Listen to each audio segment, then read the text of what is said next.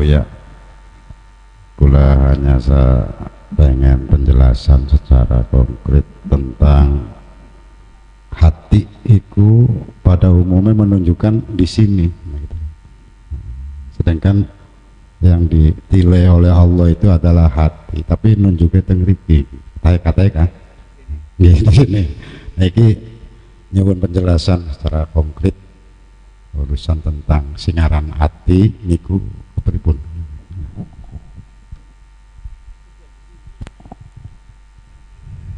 Begini, hati kalau dari sisi ilmu tasyrih atau anatomi yang bisa digoreng tuh ya hati apa? Hati berdusta, hati ayam. Itu hati, itu namanya apa?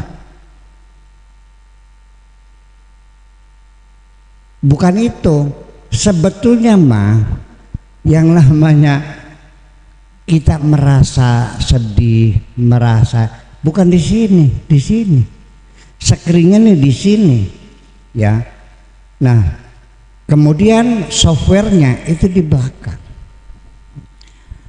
Nah makanya kita melihat bahwa kalau Bapak baca apa namanya komputer itu ada software, ada hardware. Yang kalau hardware itu barang mati, kabel, solderan, plastik ya. Yang bisanya dia bisa memproses, menggunakan gambar, suara, itu softwarenya. Nah, dan setelah itu kita ada screen, ya screen itu. Nah, screen itu di sini letaknya. Sebetulnya mah di sini perasaannya, screennya di sini. Tetapi ya sudahlah, yang orang hatiku sakit nunjuk ke sini ya, padahal mah di sini dulunya. Itulah ya sudahlah. Tetapi yang jelas bahwa sebetulnya antara akal dan hati itu satu komponen yang tersambung ya. Yang dulu orang menduga antara kolbun dan aklun itu dua organ yang terpisah. Bahkan dulu diduga komandan itu adalah hati. Jadi hati menginstruksikan kepada akal. Ternyata dalam kajian terakhir diketahui bahwa itu imbal balik. Akal bisa mengirimkan sinyal kepada hati, hati pun bisa mengirimkan sinyal kepada akal. Jadi di dalam akal ada neuroreceivernya dan juga ada neurotransmitternya. Di hati juga ada neuroreceivernya, ada neurotransmitternya. Jadi double track semuanya, jalan double semuanya.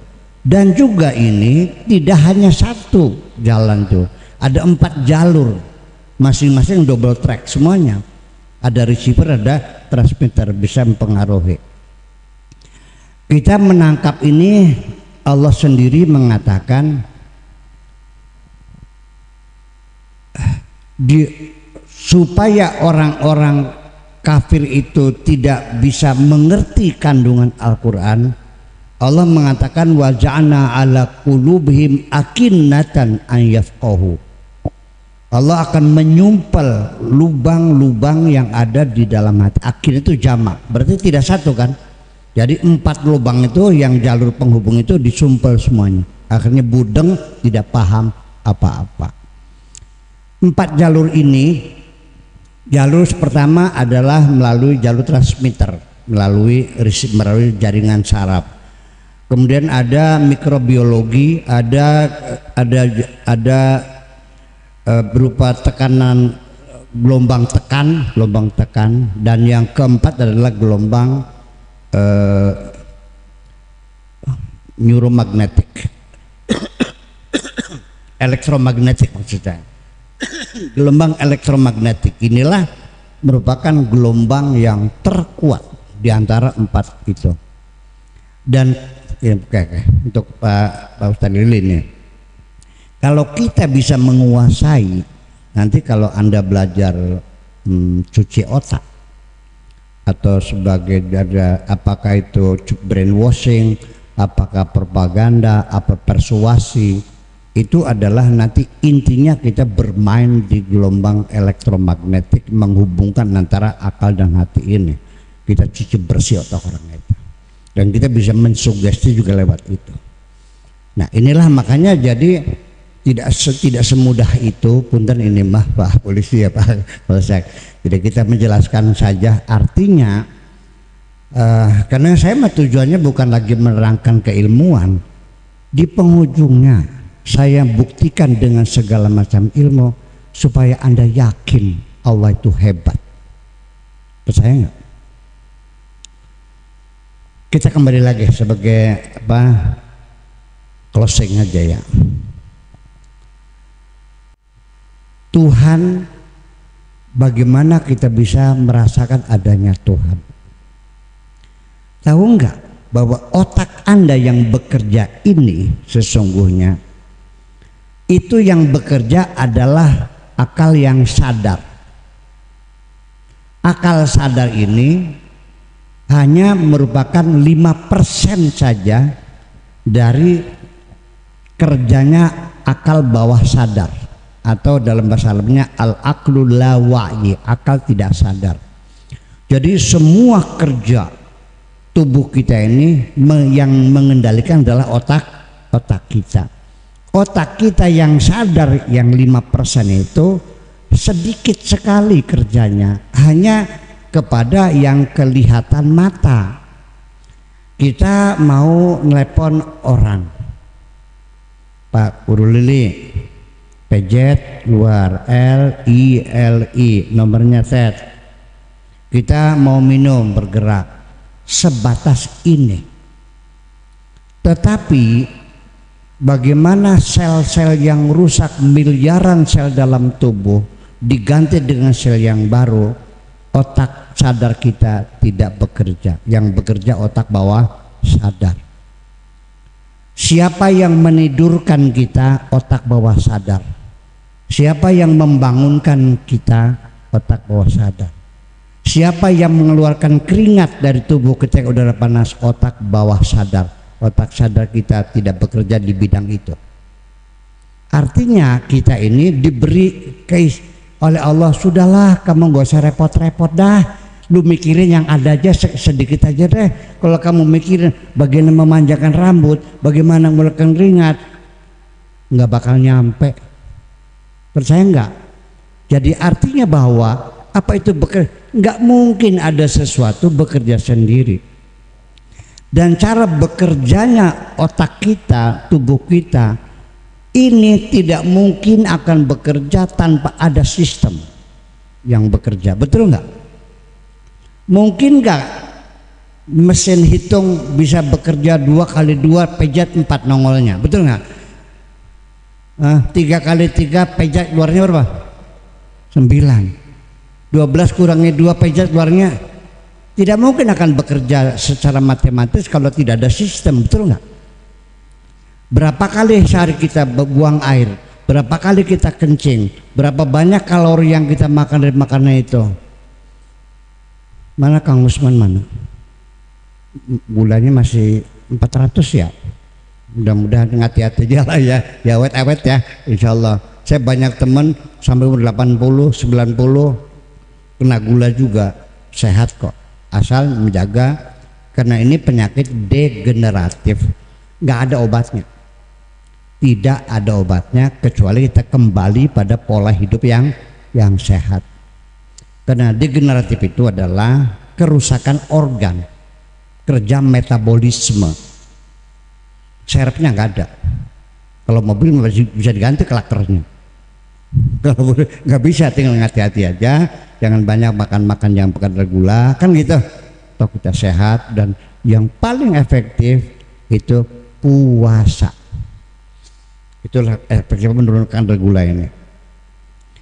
Kenapa kolesterol itu, gula itu kok selalu angkanya di tengah dalam sehat? Kalau kolesterol itu 160, 180.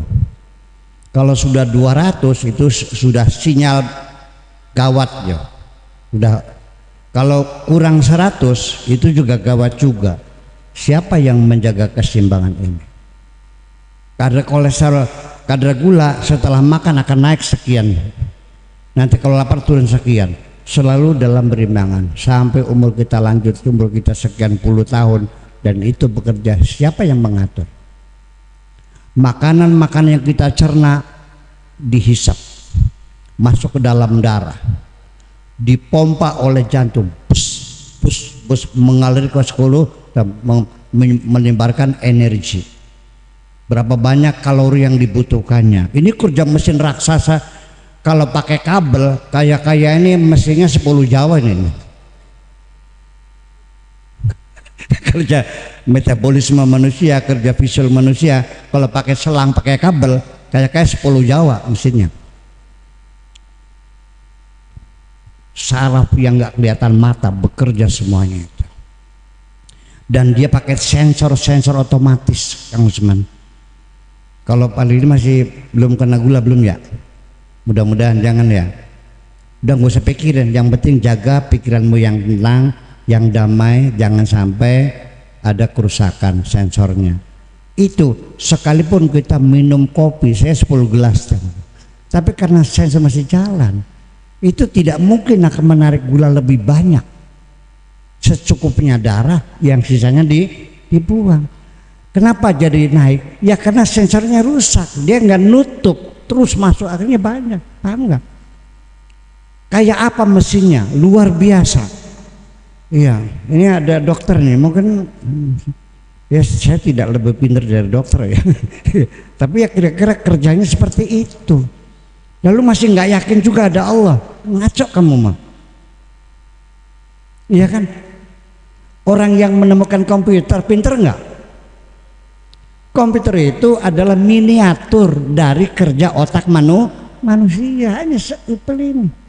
Kita sudah bisa melihat orang nama. Kalau komputer, kalau kita ingin membuka file lama, hanya satu halaman.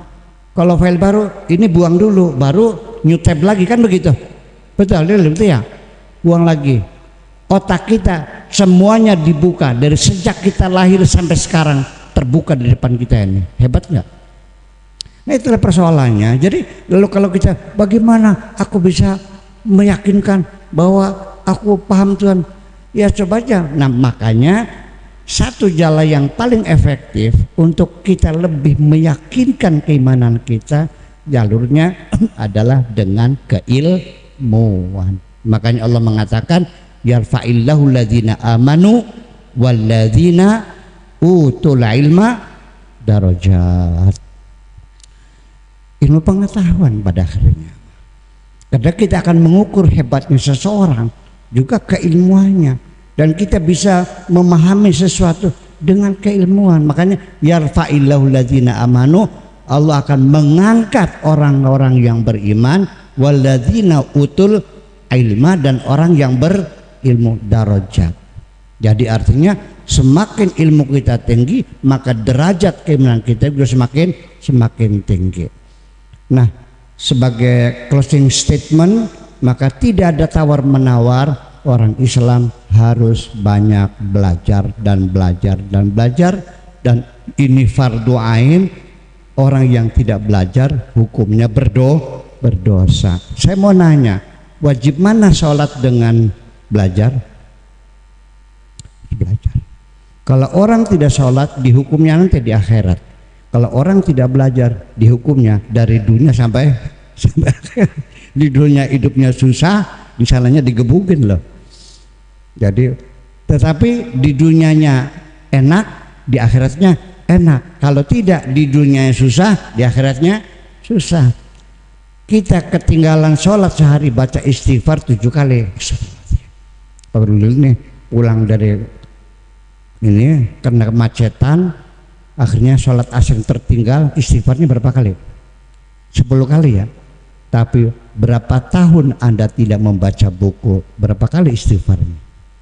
Itu sebabnya umat Islam tidak meyakini bahwa thalabul ilmi fardhun. Mungkin juga paham orang Islam. Coba saya nanya, paham nggak thalabul ilmi fardhun itu maksudnya apa? Belajar itu Tapi kenapa nggak belajar? Itu dia, tidak menyentuh psikomotorik. Makanya supaya anak kita rajin belajar sejak sekarang, kalau bepergian ajak anak kita mampir ke toko buku. Kalau bepergian mampir toko buku, beli majalah-majalah, komik-komik yang gambarnya bagus-bagus, kan di bawahnya ada tulisannya. Sejak kecil anak itu dibiasakan membaca dan membaca.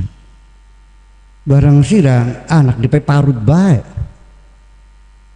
Tahu parut? Yang buat apa? Santan itu kan namanya parut itu. Itulah akhirnya. Jadi Bapak sekalian, saya berharap ke depan umat Islam khususnya orang Kediri ini tolong bahwa namanya belajar mencari ilmu itu hukumnya wajib dan itu fardu ain. Bukan laki saja, perempuan juga wajib karena talabul ilmi faridatun ala kulli muslimin wa muslimatin. Orang perempuan nggak belajar dosa nggak? Laki-laki nggak belajar dosa nggak? Sama. Dan ingat, faridatun. Kenapa tidak talabul ilmi? Kenapa tidak bilang fardun, kau faridatun? Sholat fardun, betul nggak? Siam fardun, talabul ilmi ada bedanya nggak? Bapak-bapak sekalian, ziyadatul mabna tufidu ala ziyadatil makna. Fardun hurufnya nambah, maknanya nambah, betul nggak? Hurufnya berkurang, maknanya berkurang. Coba fardun berapa huruf? Fardun, farodot. Kalau faridatun berapa? Fa, ro, ya, dot, terus 5. Berarti kalau fardun 3, kalau faridatun 5. Artinya kewajiban belajar sama dengan 5/3, artinya sangat-sangat penting sekali. Itu bedanya dan kita terlupakan.